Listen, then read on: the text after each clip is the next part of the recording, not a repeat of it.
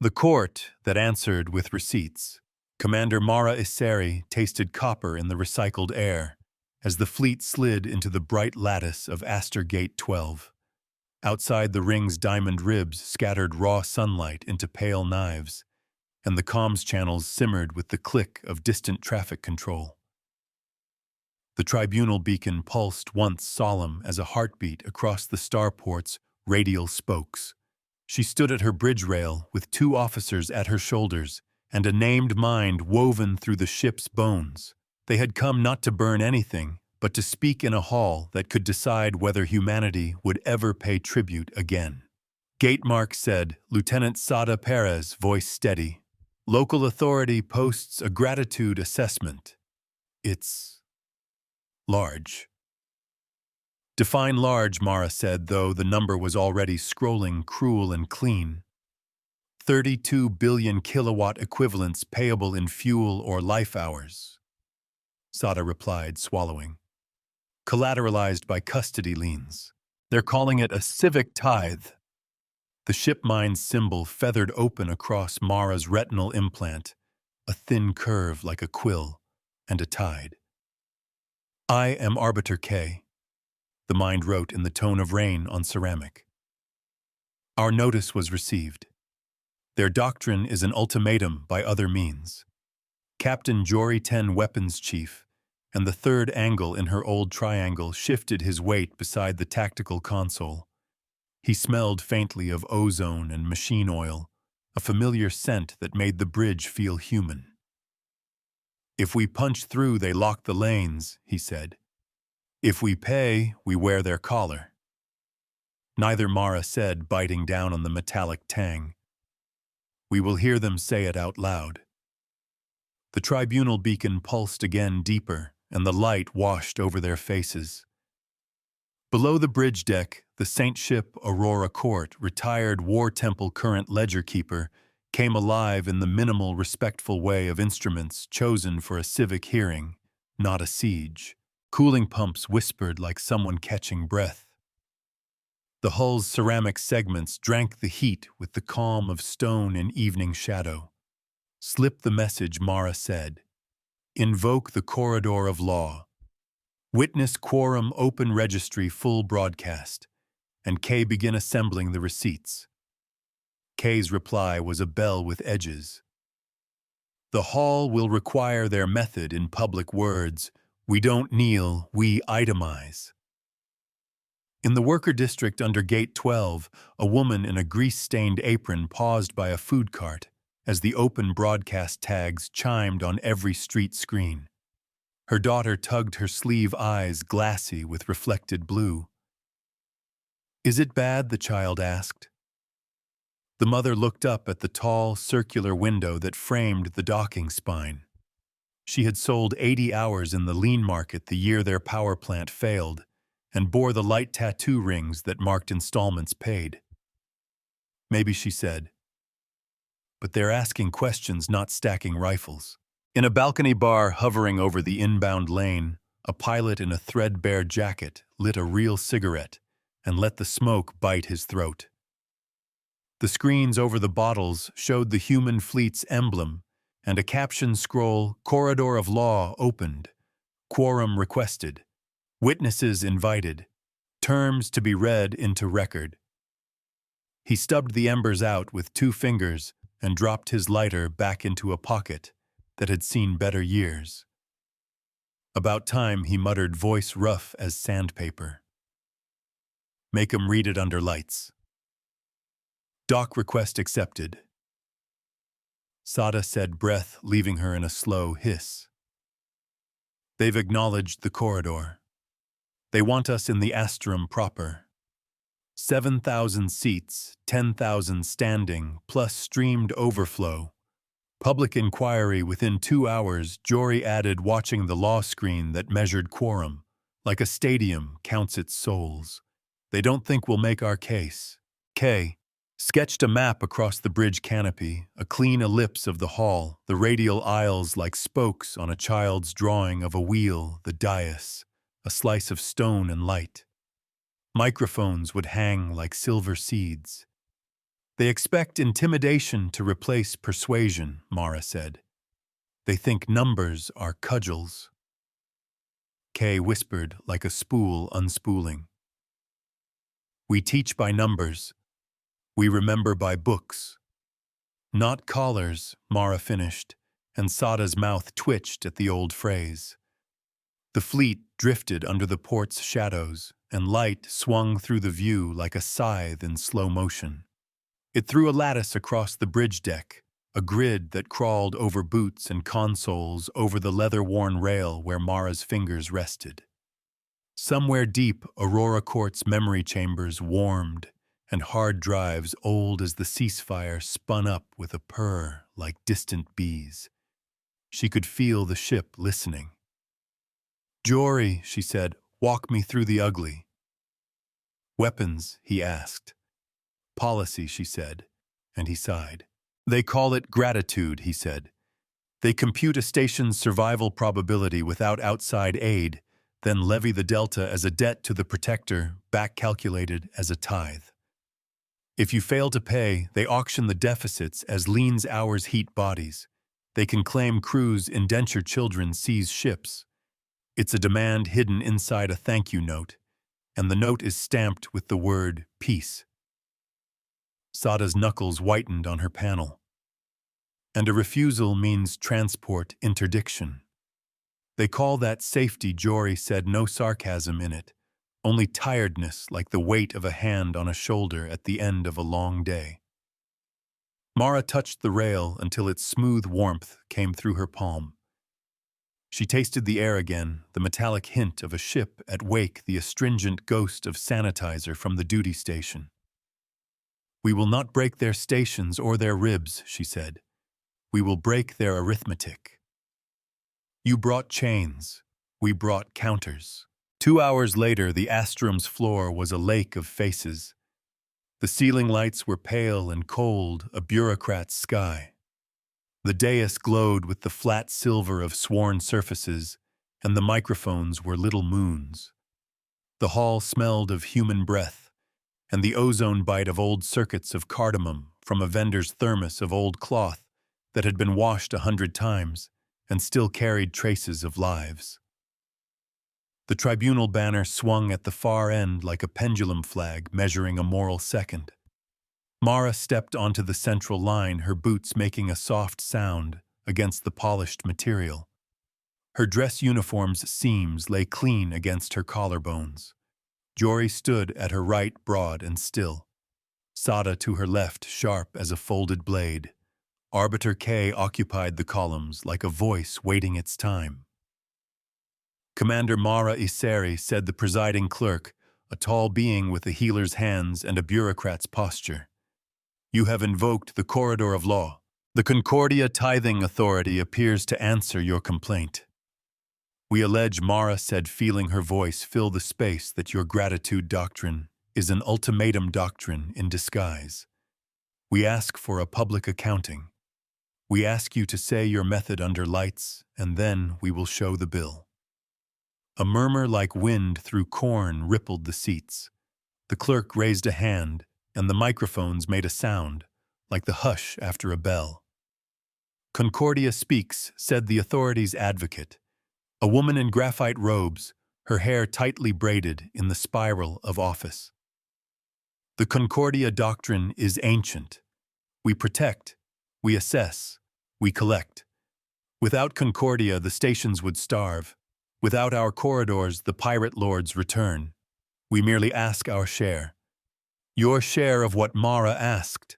The advocate's mouth made a precise line. "The surplus of safety, the dividend of peace, gratitude measured as equity."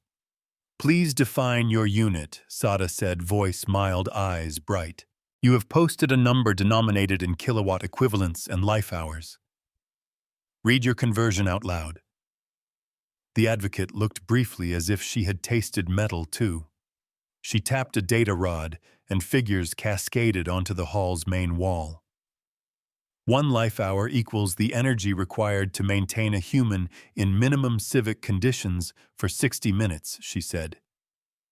Heat, light, air, nutrition. It is the fundamental unit of debt and service. Jory's hands tightened. Mara glanced sideways and saw the vein standing in his temple. He kept his voice even. And if the debt is not paid in energy, custody leans, the advocate said, and the word fell like a key into an old lock. No blood, only books. From the standing section near the back, a middle-aged man with hands scarred by rope burns raised a work permit badge. "Speak plain," he said. "No microphone, just lungs. You sell us until the number is 0. We employ," the advocate said. "We contract." The clerk's hand lifted again, less patient. "We remind the floor that all voices are recorded," they said. "We do not need volume. We need clarity."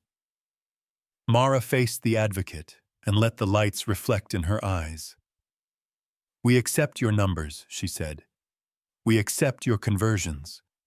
We stand by the idea that safety has value. But we reject your hidden ultimatum: pay or be seized.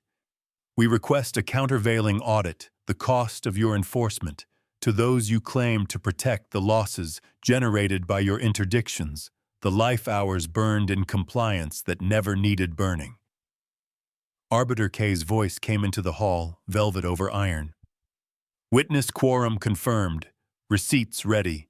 We have collected statements, power logs, shipping delays, lien sale ledgers, seizure dispatches, auction lists. We have the numbers. We ask permission to display."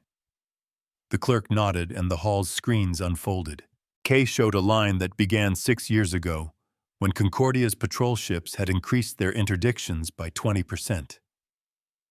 He showed the ripple food prices, up heater blackouts, longer hospitals rationing energy at midnight.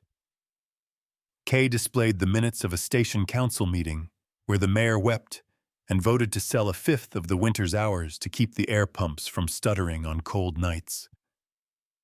"Stop there," Mara said softly, and K froze the image on the mayor's shaking hand. "He is not a villain.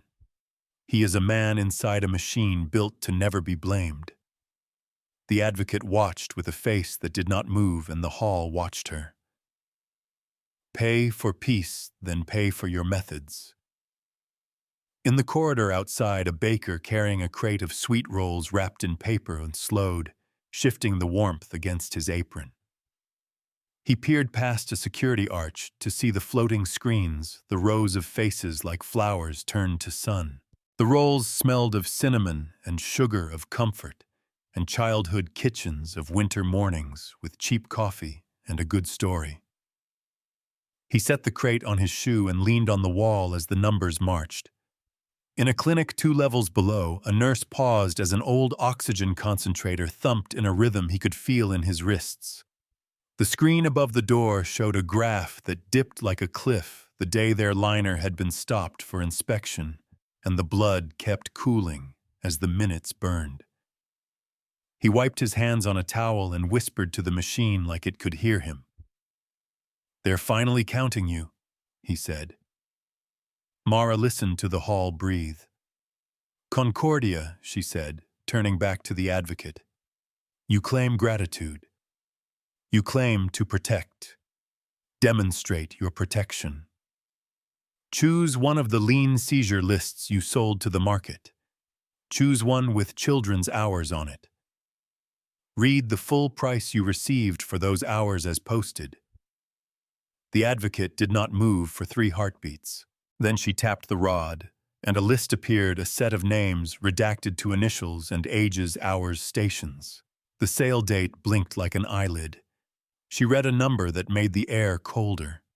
Sada's voice was very soft. "And what did you purchase with those hours?" Fuel, the advocate said. "Fuel to intercept ships that would have delivered food at lower costs than the liens replaced." Kay set a blade under velvet now. The hall was very quiet. Kay rippled the screens, line after line of seizure of hours, purchase of fuel, interdiction of freighters, whose delays spiked power prices, which sold more hours, which purchased more fuel.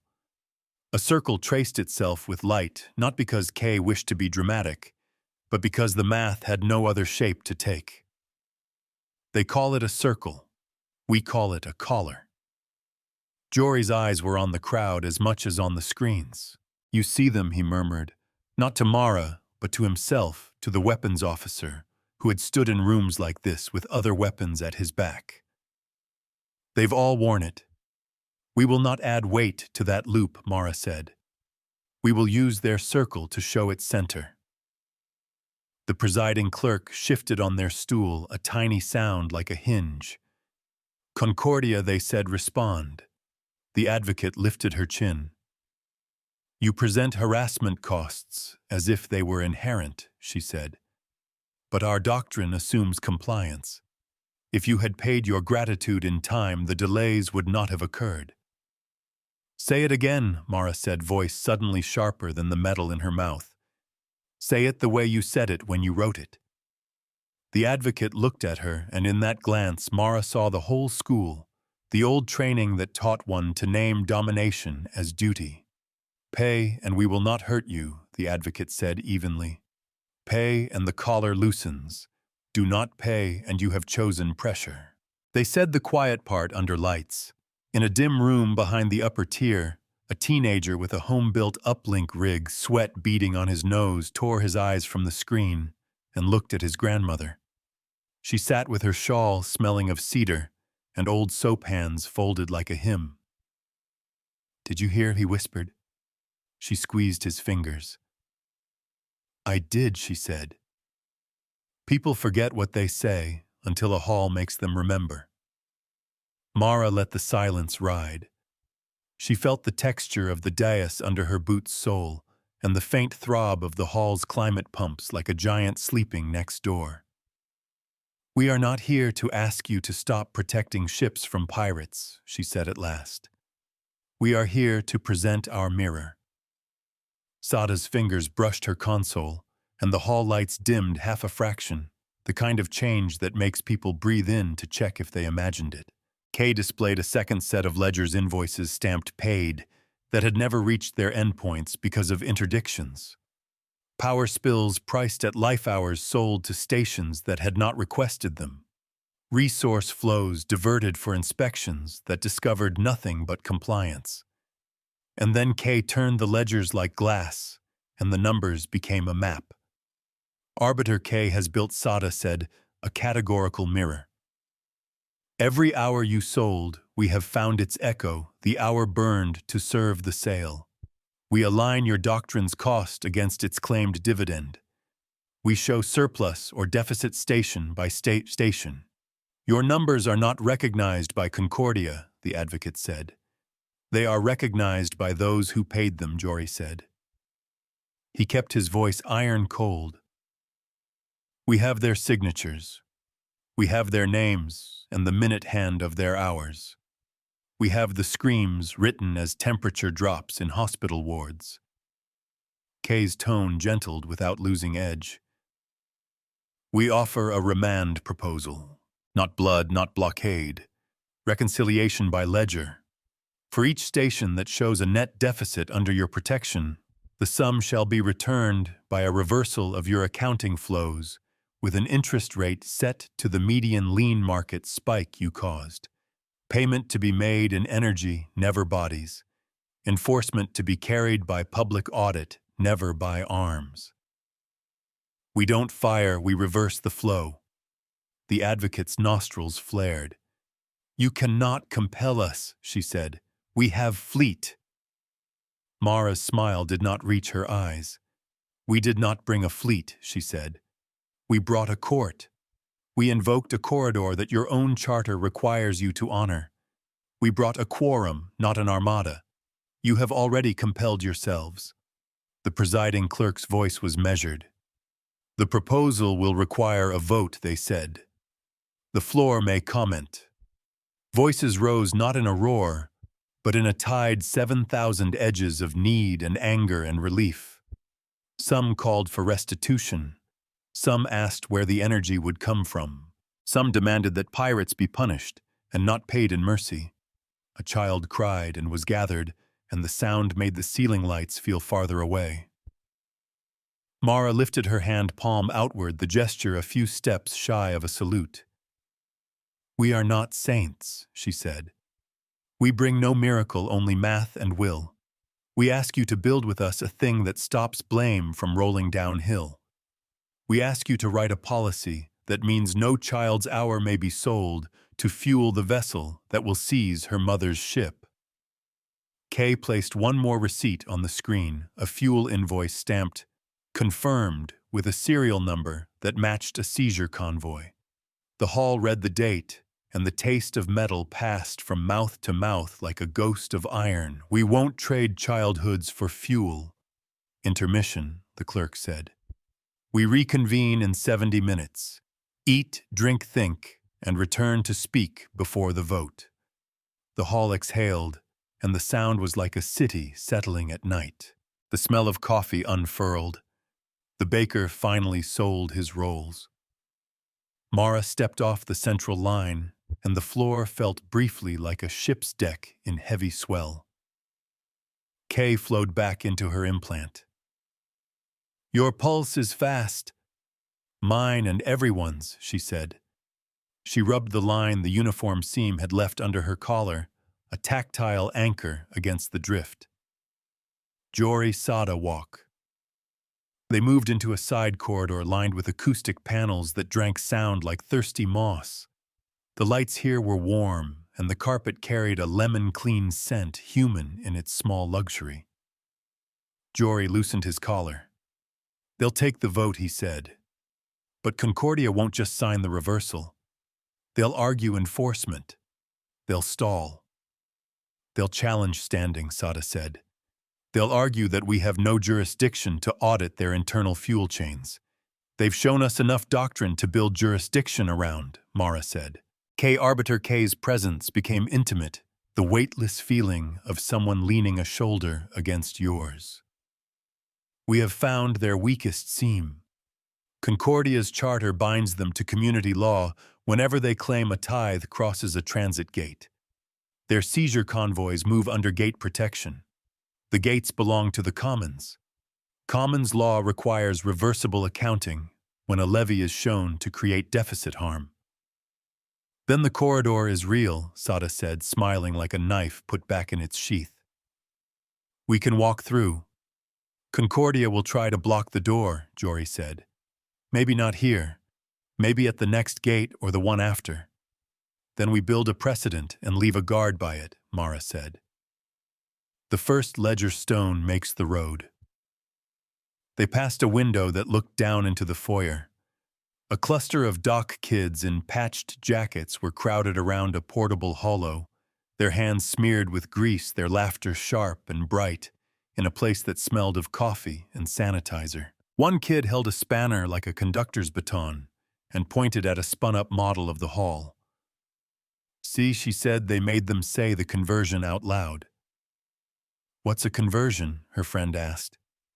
"It's a way to make your hours look like their hours," she said, rolling her eyes.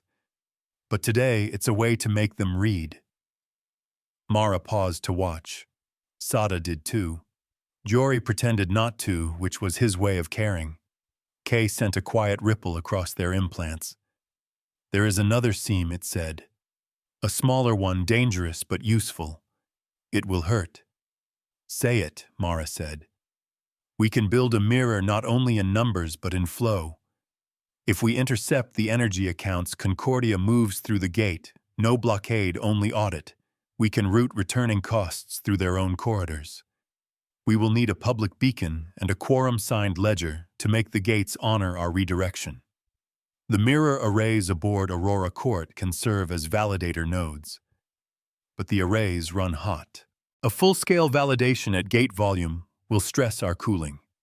We will choose between thermal safety margins and enforcement speed." Jory blew out air. "That's the hurt," he said. "We smear our own heat. We could crack tiles." "We've cracked worse for worse reasons," Sada said, but her voice had the math of caution. Mara pressed thumb and forefinger together until the little nerves tingled, grounding herself in pressure and skin.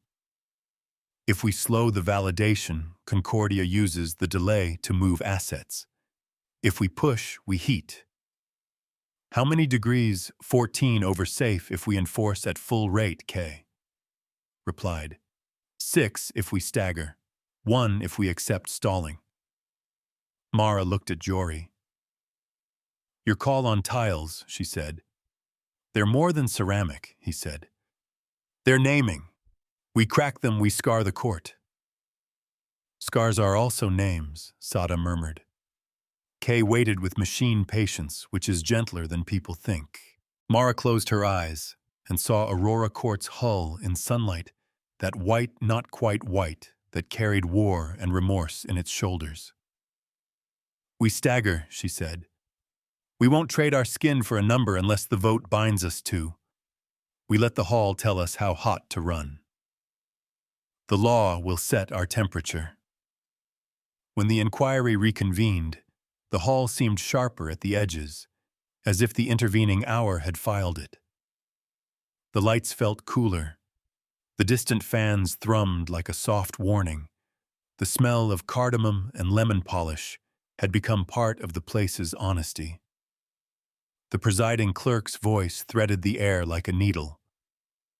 We resume, they said. We have heard Concordia. We have heard the fleet. We ask for proposals from the floor. An elderly mechanic with hands blackened in the lines of his fingerprints stood at a perimeter microphone. I propose you stop selling our hours to fuel ships that stop our food, he said bluntly. And if you say you can't, then give us the right to count you the way you count us. A teacher in a red scarf raised a palm. I propose an education clause, she said. Publish the conversion. Post it above every lean desk. Make the numbers speak in schools before they speak in markets. A dock owner whose hair had gone silver over a decade of running engines at the edge of failure spoke softly. I propose a public ledger that blinks when you reverse a charge, he said. We want to see it happen. We want to see the word confirmed. Kay hummed and a composite proposal took shape: reversal of deficit-generating gratitude charges, energy-only restitution, gate-level validation via Aurora Court's mirror arrays, education clause, public ledger updates visible to the commons, enforcement temperature set by quorum vote. The presiding clerk nodded. We take the vote, they said. Majority binds Concordia within the gates of the Astrum and any connected gate that honors the Commons Charter. The screens flickered and filled with tiny check marks, a green rain. The hall counted itself a soundless chorus measured in pixels and pulse. Kay whispered numbers as if reciting prayers. The tally rose past possibility and into certainty. The city said yes. The advocate's jaw set. We file an objection, she said, each word clipped. Noted, the clerk said. Objections do not unmake votes. Concordia will appeal to the orbits, the advocate said. We will argue that gate-level enforcement interferes with transit freedom. Transit freedom is what you claimed to sell, Sada said. We ask you to respect your own advertisement. Arbiter K. Mara said engage mirror arrays at quorum-selected enforcement temperature. Her ship answered with both humility and pride. Public ledger open. Mirror arrays spinning. Validators online at 6 over safe. The court warmed. The pumps thickened their whisper. A low note traveled through the Astrum's ribs like a song through bone. The hall's main screen subdivided into 1,000 little windows, each a gate account rerouting, each a charge reversing, each a number stepping backward like someone finally learning to dance out of a net. We don't escape. We unweave. The first reversal blinked, confirmed in a handshake of signatures, the dock owners on one side, the gates on the other. The hall's breath hitched, then broke into 1,000 private exhalations. The second blinked, the third, the 10th, the 100th. Kay's voice kept the pace a calm anchor, while the world moved fast. For every reversal, a station's winter got 1 hour less thin. Heat rose across Aurora Court's skin like a flush on a runner's neck.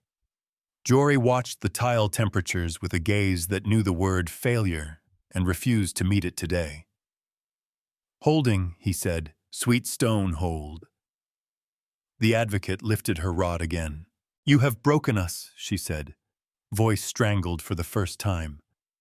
"You have broken doctrine." Mara shook her head. "We have shown it," she said. "We have asked it to say what it is, and then asked numbers to reflect it. If you fear the reflection, you can change the face." Commander the clerk said, cutting the thread as cleanly as an editor. "We note an anomaly." Kay had already seen it. A subset of Concordia accounts were attempting to route around the mirror arrays by transferring assets through a lateral ledger, a private gate that used a legal fiction to masquerade as intersystem terraforming expenses. The path smelled like hot plastic and bad faith. "They're using the terraform maintenance exemption," Sada said tightly. "They'll claim those energies cannot be audited because they're planetary, not civic." Jory swore once softly. "They're good. They're practiced," Mara corrected. "Kay, we need a corridor through that fiction." "We have a key," Kay said a little quieter, as if speaking near a sleeping child. "The terraform exemption requires a maintenance log. Their log is a stub. They fill it after the fact. We can build a mirror that measures actual draw against claimed maintenance and flags excess as misclassified transit. But to anchor it, we need someone inside their maintenance ring to sign a witness hash.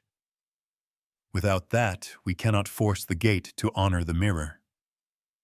"Who do we know?" in Terraform, Sada asked. "We don't," Jory said. Mara's mouth tasted like the last sip of bitter tea. "We do," she said, and her voice had memory in it. "Anna Sheeran, a friend from the academy. We haven't spoken in 9 years. She took a maintenance directorate at Gate 16 after the ceasefire.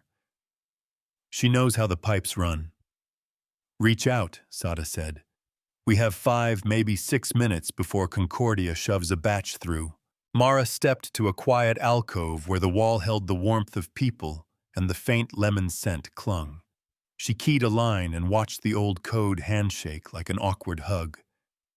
Anna's face appeared older hair, shorter eyes that still held the spark of a woman who once took apart a reactor on a dare and put it back better.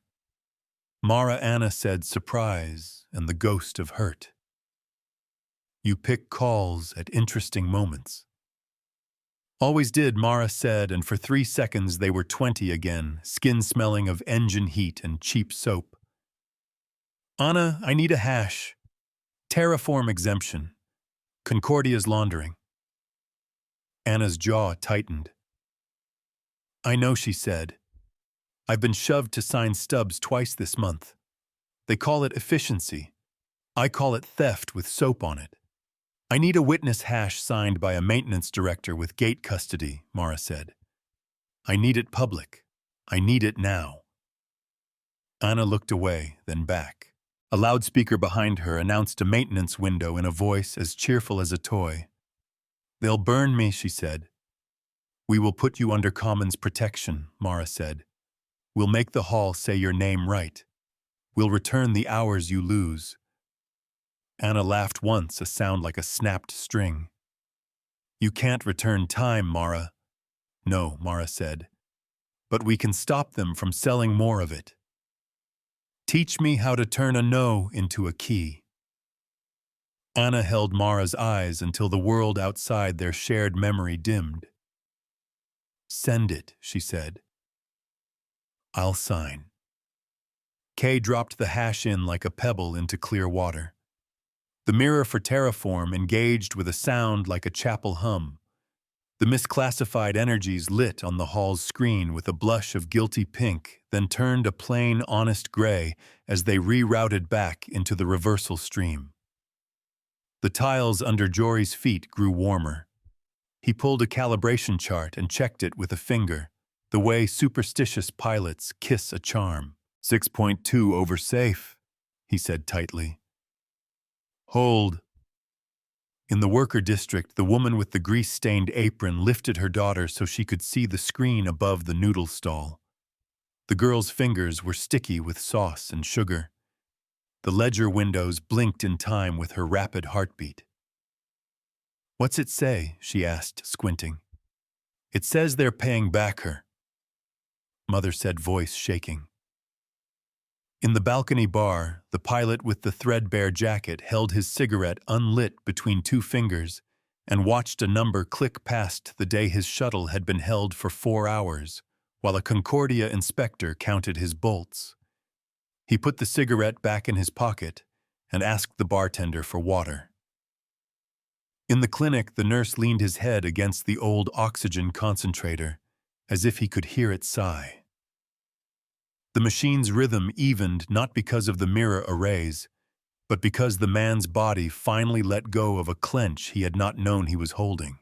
Mara stood in the hall's low thunder and thought not of doctrine, but of her mother's hands, how they had smelled of cumin and dish soap, how they had touched her cheek the day she shipped out. She breathed in the lemon and the human the edge of ozone from the arrays. Kay, she said softly, give me the count. Kay's reply was measured, almost tender. 31% of deficit-generating charges reversed. Concordia's lateral ledger closed by terraform witness. Gate compliance at 87%. Objections filed. Appeals pending. Public ledger entries blinking at intervals that look like hope. Thermal load steady at 6 over safe. Aurora Court requests permission to vent excess heat through the old St. Vaughn's. Jory looked at her. We haven't used those since the ceasefire, he said. We swore we wouldn't wear the old banners as if they were war. They're not banners, Sada said, eyes on the tile map. They're fins. The court won't sing if we open them. She'll just breathe better. Mara felt the weight of knives in words. Open them half, she said. Not for show. For work. We don't pose. We cool. The St. Vans unfolded along Aurora Court's spine with the quiet dignity of old things built right. Heat spilled harmlessly into the vacuum like a confession that frees no one from guilt, but makes a body stand straighter. The tile's furious blush faded to a stern resolve. The advocate breathed in once as if hit by unexpected cold. This is theft dressed in choir robes, she said. It is accounting with sunlight, Sada said. The vote binds you, the clerk said gently. Obey or file your appeal. But do not pretend the hall did not hear its own voice. We made them say it. Now we make it true. Outside, between the ribs of Gate 12, light poured in white bars across the court's veins. The metal gleamed. The mirror arrays murmured. The ledger windows blinked like 1,000 small lighthouses. On the hall's floor, a child with sauce-streaked cheeks reached for a ledger window and traced the word confirmed with a sticky finger on air. Concordia's advocate lowered her rod. You will never be able to enforce at scale, she said, not to the clerk or the hall, but to Mara like a gift of hatred. You will tire. You will heat. You will spend all your hours counting hours. Mara felt the old anger, the one with teeth, pace a little in her chest. The AI's presence leaned closer, a calm shadow. Furious answers crowded her tongue, then stepped back. We will teach others to count, she said instead. We will leave the road, not the footprints. And if we tire, our precedent will not. Kay threaded a private whisper through the command channel. There is a ping from Gate 16. A Concordia captain requests corridor for a convoy that declared itself medical. It is not. They intend to push through the mirrors before the appeal can be heard. We're not done yet, Jory said, mouth flattening. Set the corridor, Mara said, and her voice tasted like metal and lemon and the cheap sugar of the baker's rolls. We'll hear them say it a second time. The next door opens with the same key. The corridor request from Gate 16 arrived with the ugly neatness of a forged coin. The convoy's tags flashed white cross overlays and a scent of hospital linen, but the manifests smelled of mining coolant and bulk capacitor plates. The hall's air cooled a breath as the notice scrolled overhead. People craned the scrape of chairs loud in the sudden hush, the taste of coffee going bitter on tongues that had been sweet a moment before. Concordia, speak your corridor claim, the presiding clerk said, voice steady as an ink line. A new advocate took the dais, this one in travel-wrinkled graphite, the spiral braid too perfect for haste. Emergency medical routing, he said crisply. Per Orbit's Protocol, 10 mirror arrays will not interfere. Our cargo preserves planetary life support at 16. Read your cargo, Sada said, and the quiet snapped like thread. The advocate breathed once through his nose. Bulk capacitors 200 tons, cryo-chiller loops, preservative gas tanks. Say the hospital, Jory said flatly. Name it, say its floor count, list the power drop curve. If it's real, you're permitted. If it's a fiction, the corridor will close on you like a book. The man's eyes flicked left, then stilled. We are authorized, he said, and did not answer the question he'd been asked. Mara lifted her chin and let the ceiling lights wash her face cold. We grant medical corridors without stutter and without ledger, she said. Her voice a clean blade meant to cut only rope. You have invoked a sacred clause and then filled it with hardware. Anna Shiran has signed that your maintenance draw is misclassified. You will not pass under that name. Some doors are holy. We guard the threshold. In the maintenance ring at Gate 16, Anna stood beside a humming exchanger that smelled like damp copper and wet stone. Her console cast pale blue light across cheekbones that had learned how to be stubborn in small daily doses. She keyed a second witness hash with hands that shook only after she was done. Maintenance is not your laundry chute, she said to the empty air. Find a trash can. The new advocate lifted his rod as if it weighed far more than metal. The orbits will overrule this, he said. You cannot use witness signatures to bind transit across domains. The orbits can try, the clerk said calmly. But the Commons owns the gates, and the Commons voted. The corridor remains closed to misclassified cargo. Kay widened the screen so the hall could watch the convoy's vector change. The ship's lights glinted like beads sliding off a string, their signatures shuffling to a holding pattern where stale, warm air smelled like recirculated breath and impatience. Jory folded his arms. They'll look for blame you can wear, he murmured. They'll try to call this blockade. We'll call it editing, Sada said, and we'll let the public see the markup. We don't starve, we redline. The advocate tried again, softer.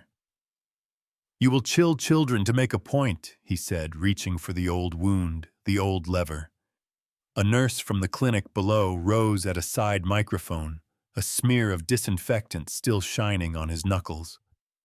We chill when you stop the power to count our bolts, he said, and there was no thunder in it, only a tired truth that the hall welcomed like soup. We've been cold for years. Today is the first warm hour I've seen. The clerk nodded once, a judge acknowledging testimony. Concordia may file appeal, they said. Concordia may not lie under the white cross. Kay threaded a private line into Mara's ear, the tone cool as shadow beneath a bridge. The orbit's docket shows an emergency session opened by Concordia. They will attempt to freeze our mirror arrays with a law stay order. If they succeed, reversals halt until a ruling. Time, Mara asked. 16 minutes to hearing, Kay replied. Possibly 8 until an interim stay pings the gate. Jory looked at the tile map at the Saint Vans, breathing heat into the white bars of light. "We can't outrun their gavel," he said.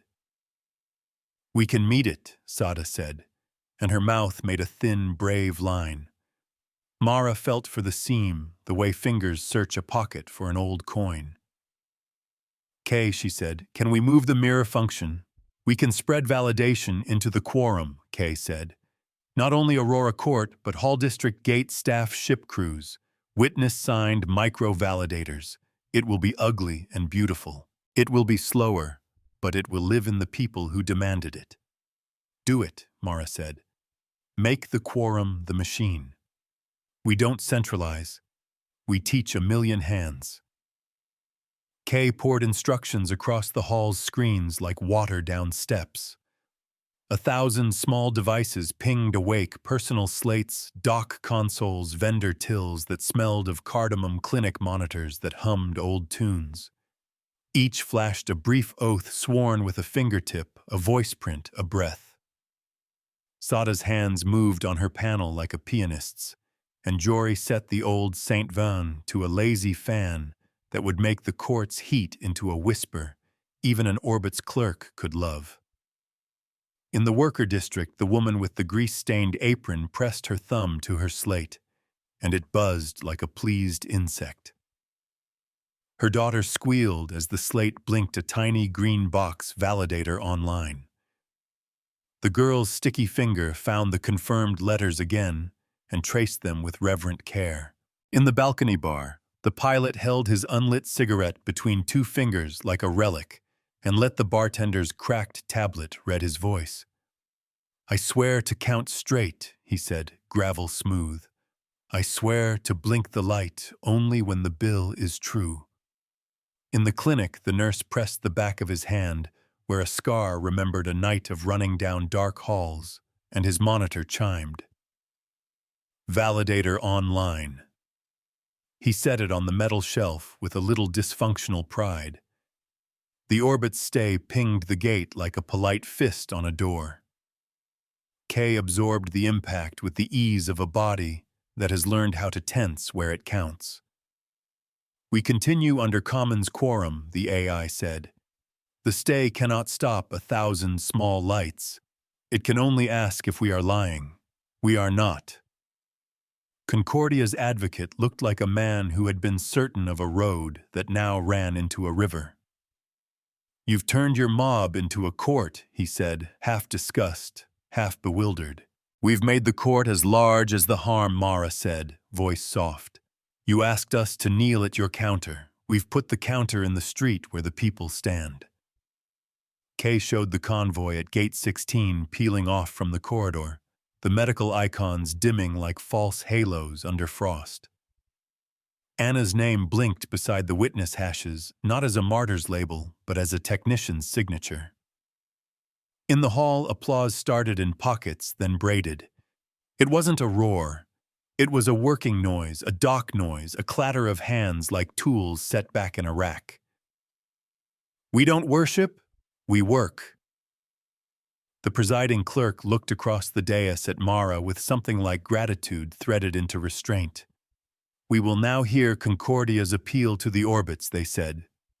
"We invite a brief from the Aurora Court as amicus." Sada glanced at Mara. Mara nodded. "I'll speak," Sada said, rolling her shoulders as if to loosen a hinge. She stepped to the microphone and let the lights make a ring of cold around her voice. "Honorable Orbits," she said, "you have been asked to freeze a mirror. Not a weapon, a receipt. Your charters guarantee that no levy may be extracted if it makes its subject poorer in the aggregate. That is your own math. We ask you to honor your numbers out loud. We ask you to protect the White Cross from abuse. And we ask you to write in your ruling that gratitude is a gift, not a debt." A murmur ran up the hall like wind lifting prayer flags. The clerk's console chimed. "The Orbits will return a note," they said. "We proceed." Jory almost smiled. "She trimmed the fat," he said sotto voce. left just the muscle. I learned from stubborn friends, Sada said, not looking at Mara. Time moved through the hall like a slow river filled with glittering leaves. The ledger windows blinked, confirmed at steady intervals. The St. Vons breathed. The tile temperatures settled into dignified endurance. Somewhere the baker sold the last roll. The smell of cardamom faded, replaced by the salt trace of human sweat and the clean lemon of polish. Somebody started to sing under their breath a work tune without lyrics, just a rise and fall that made the ribs of the astrum hum in sympathy. Kay's voice came like rain in a courtyard. Orbits ruling partial grant. Mirrors not weapons. Mirrors are records. Medical corridors remain sacred. Terraform exemption may not be used as a ledger bypass. Gratitude doctrine subject to Commons audit at gate level. Reversals may proceed pending full hearing. Enforcement temperature to remain as set by quorum. Signed Justice Luyang Orbits Bench 3rd. The hall stood as if pulled by a string, then sat again, then laughed. The sound wasn't joy exactly. It was relief wrapped around a bruise.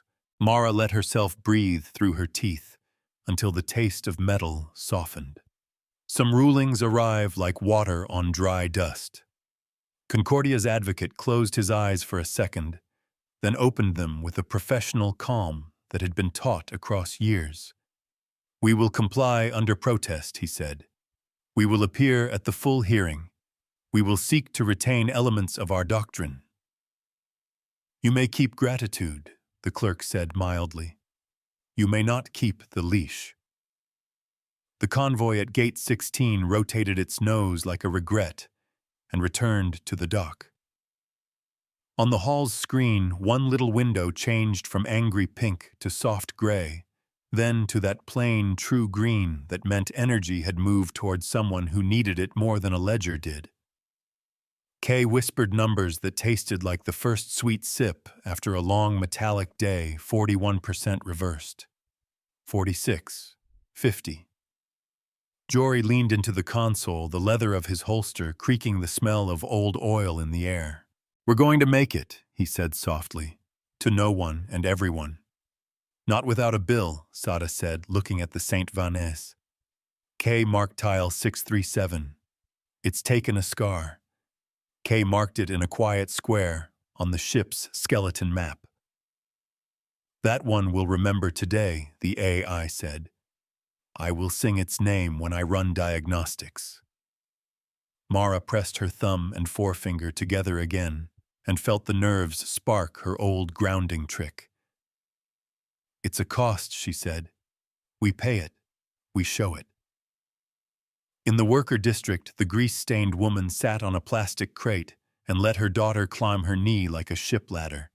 She kissed the sticky hair and inhaled the smell of sugar and smoke.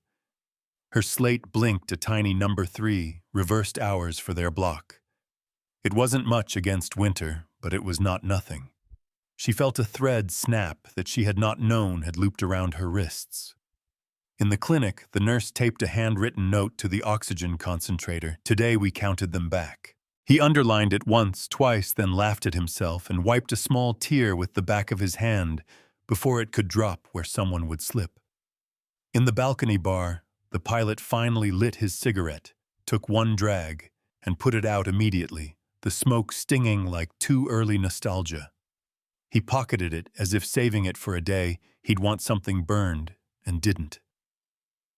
The clerk banged a small wooden block, the sound a gentle command. "Concordia Tithing Authority, they said the floor invites you to state your intent regarding doctrine reform under the Orbit's note. Speak your method out loud." The advocate looked at the hall like a man looks at the sea the day after he almost drowned. "We will revise," he said. "We will remove life hours as a lean sale commodity. We will limit enforcement to energy transfers. We will publish conversions. We will seek a price of protection that does not create deficit harm." Kay blinked a new window onto the hall's screens, a draft policy line on Concordia letterhead, with words that looked awkward, wearing honesty. The line waited for signatures that would make them true in the way public things become true by being seen, weighed, and held to later.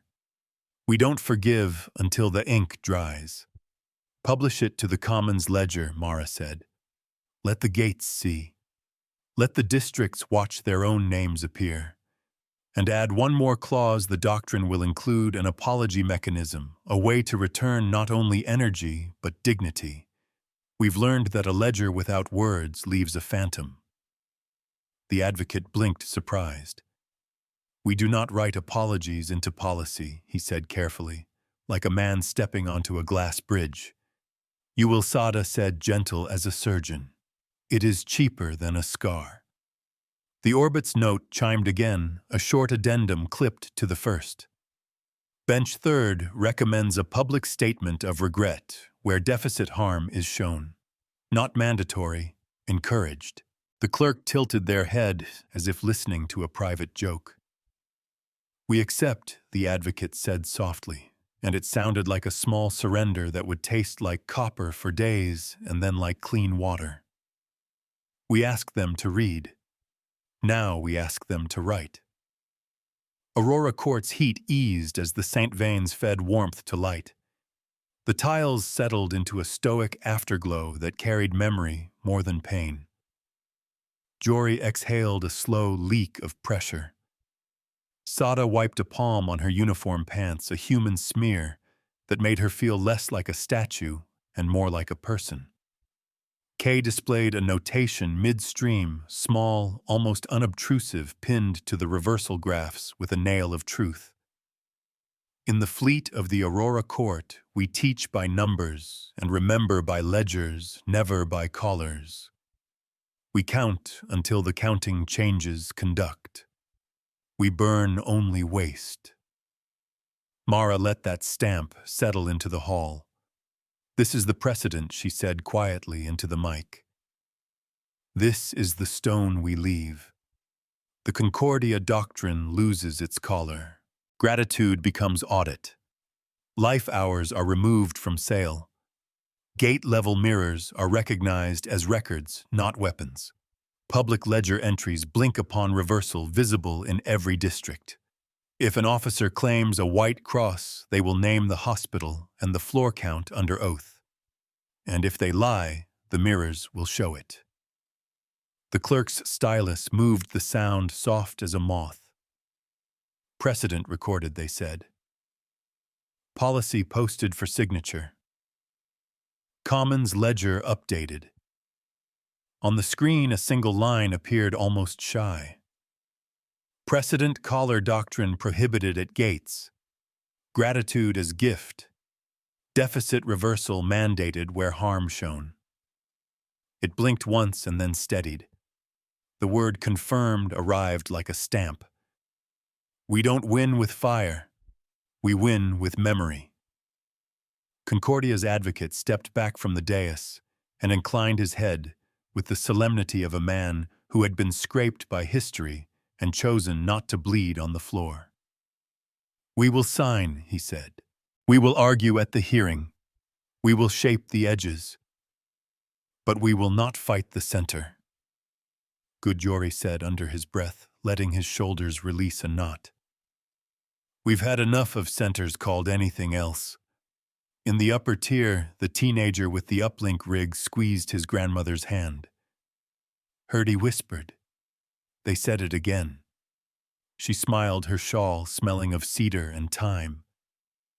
Now you have to hold them to it, she said gently, as if assigning homework he would actually do.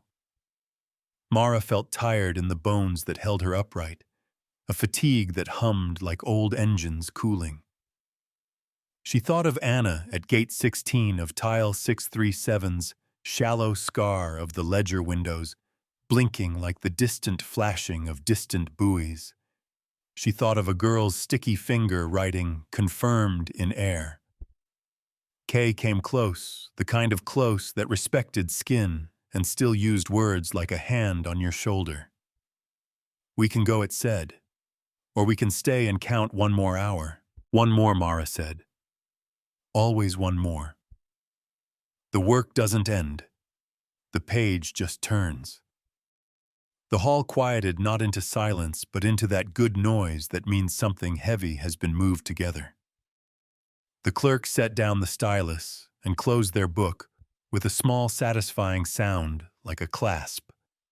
People stood slowly like ships nudging off a pier. The smell of lemon and sweat began to fade beneath the cleaner, older scent of metal that had done its job well. Mara stepped back from the line and let herself feel the weight of her boots, the ache in her calves, the way her uniform stuck just a little at the back, where heat had lifted sweat. Jory leaned one forearm on a post and rubbed his temple with 2 fingers. Sada stretched her neck until it popped and made a face like a woman who would sleep 13 hours and then be ready to argue with gravity again.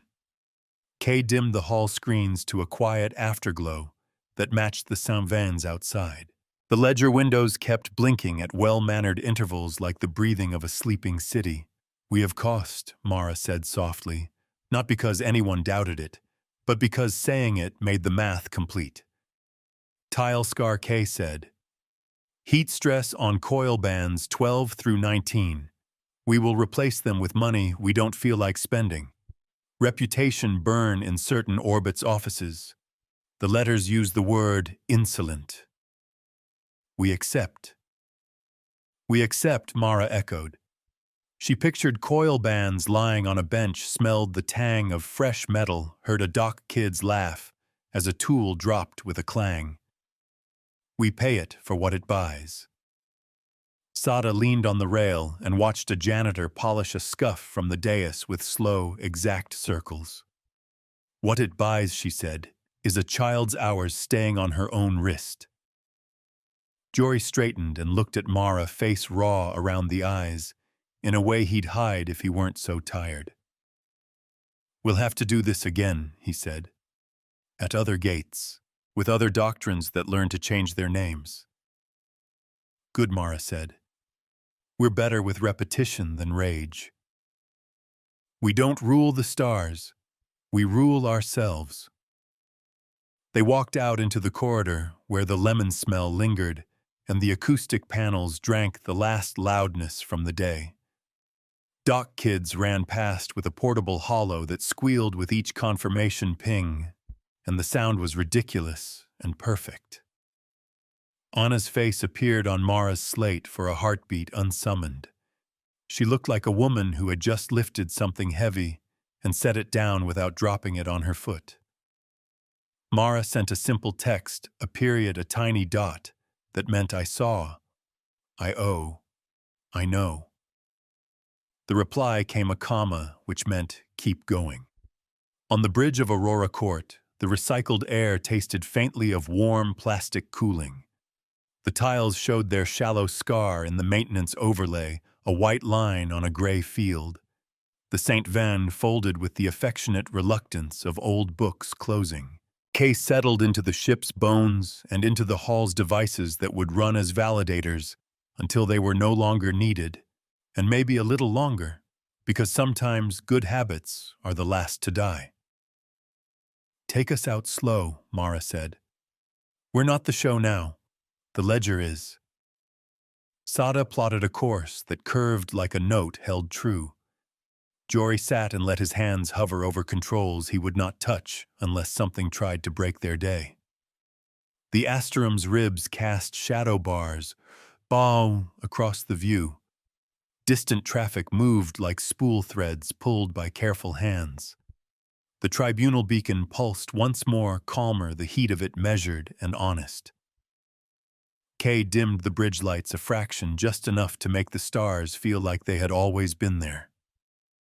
"I have posted our receipts," the AI said quietly. "I have left our files open. I have put our name on the ledger under the clause that says we will return what we take, we will show what we return, we will teach others to count." Mara closed her eyes and saw a single line blinking on the public ledger. A green box with black letters that did not shout and did not apologize for their size. The image held as sharp and plain as the face of a coin in palm. Public ledger entry blinking, confirmed. We stood in a hall that smelled of lemon and breath and cardamom and the old plastic of machines that keep people alive. We listened until they said their method with clean words, and then we showed the costs they had hidden, like bruises under sleeves. We scarred our tiles and signed our names. We traded heat for daylight and receipts for threats. We left a precedent behind us like a road, with stones that remember feet. When we go, others will count. When they count, doctrine changes. I will pay for tile 637 and write to Anna Sheeran twice each year. We did not make a saint today. We built a habit. We don't kneel, we itemize.